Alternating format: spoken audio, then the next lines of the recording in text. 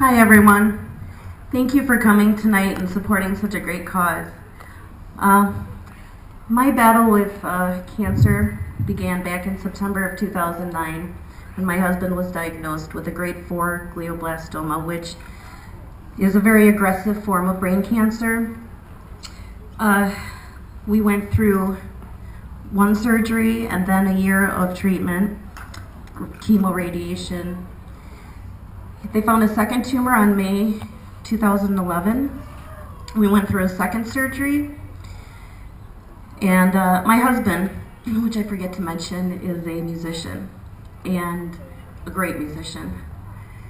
He, throughout the entire time from diagnosis until this last year, performed live shows on a regular basis. In fact, the day we found out, he went out and performed 2 shows that weekend, just to spite everybody, I think.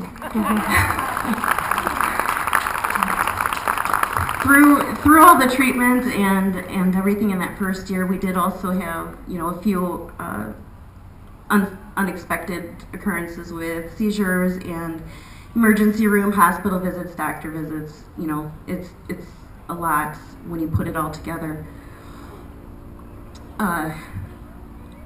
We have a 6-year-old daughter at the time, and sitting down and telling her what was going on was a really difficult thing to do.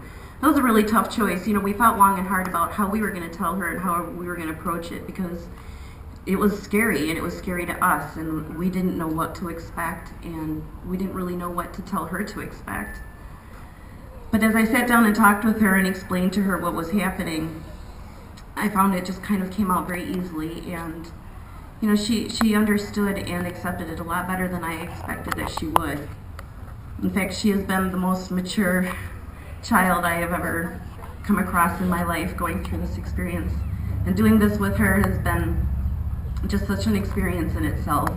The relationship that we have now is just so much different than it ever was. After the second tumor and the second surgery, my husband a week later got up and performed for a little bit at the Whitewater Relay for Life. And I had gotten a call that year from one of the committee members asking me to come up as a guest speaker as an honorary caregiver. And I thought, I don't know if I'm the right person for that job, because I really didn't feel like a caregiver. And but I said I would do it, and between the time that they had asked me to do it and when my speech actually happened, they had found the second tumor, and Pat had gone in for surgery.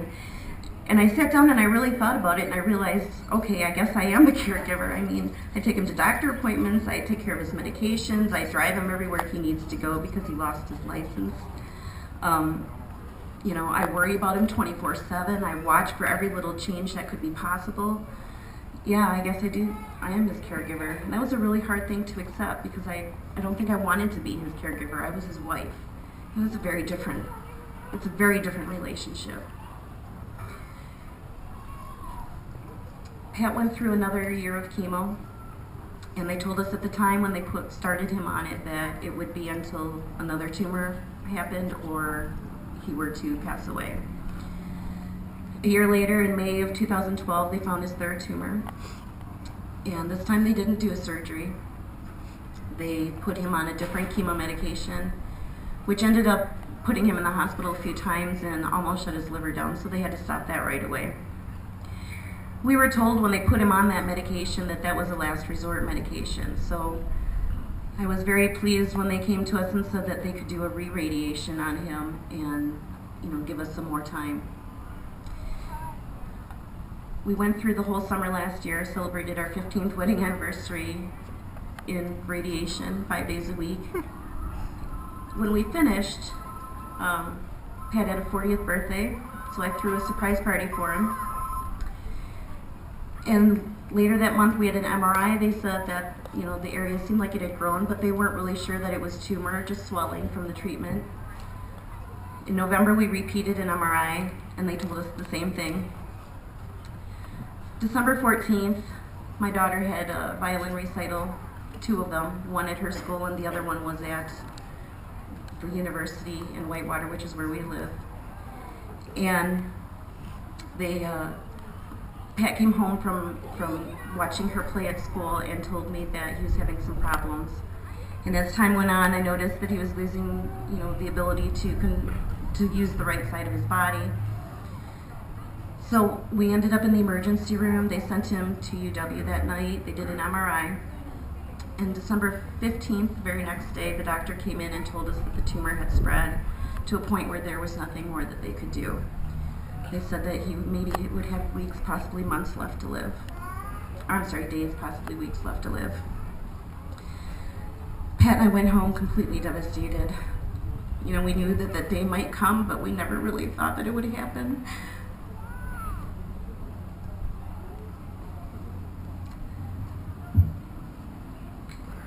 I think the hardest part of that was sitting down and telling my daughter.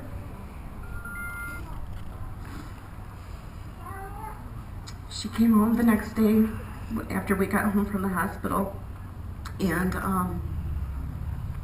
we sat her down and told her what the doctors had said. And I said, that they said there was nothing more they could do and that he would be dying, in a matter of time. And she said, "I know that, Mom." And then she stopped for a second and looked at me and said, "Wait a minute, do you mean now?" I said, "Well, not this very second, but yes." She started crying and ran over and hugged her dad. And the next day we kept her home from school and had our last family fun day together. And went out and spent the day, the three of us. Celebrated our Christmas early that night. A couple days later, a friend of ours renewed our wedding vows for us.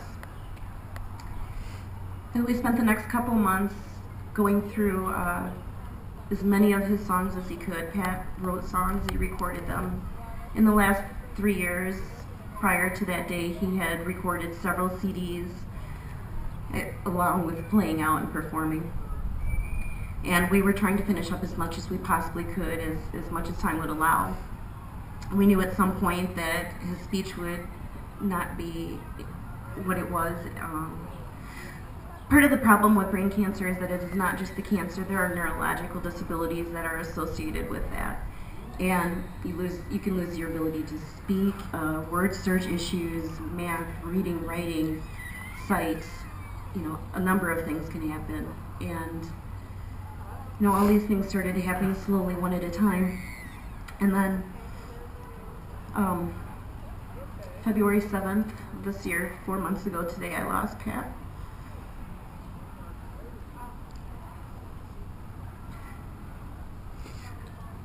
I was there with him through the entire time, taking care of him.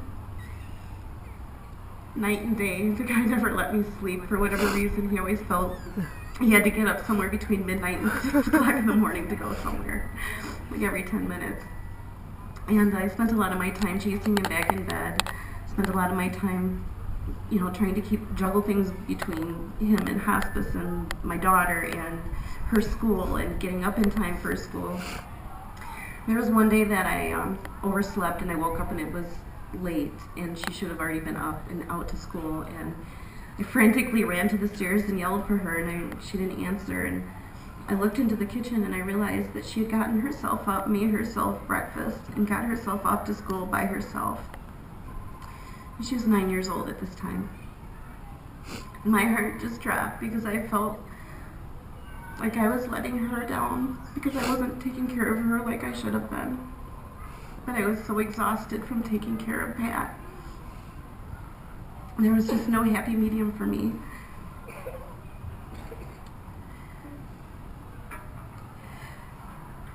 In the last couple months that Pat was here, a couple years ago, he had recorded a video online, or a video at Urban Theater in Madison that we put on Facebook, on YouTube. It was a song that he wrote for me called Long Road. And when we first found out that time was of the essence, all of his friends and family and everybody that ever knew him, which was a lot of people because he played out for 20 years, tried to get a hold of me, and it was overwhelming along with everything else I was trying to take care of at the time. It was just so much to handle, all the incoming texts and calls and emails.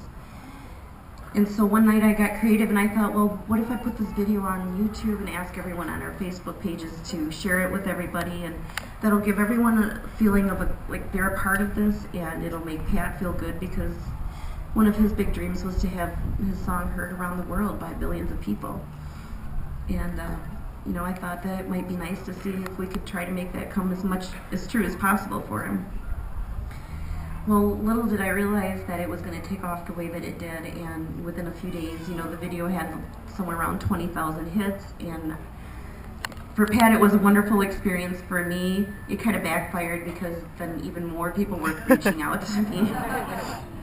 And I found myself now having to schedule not just, you know, friends and family coming over to visit, but now we were scheduling paper interviews and radio and news and TV interviews, and it was just, I don't even remember half of what happened that time. It's just really a blur to me.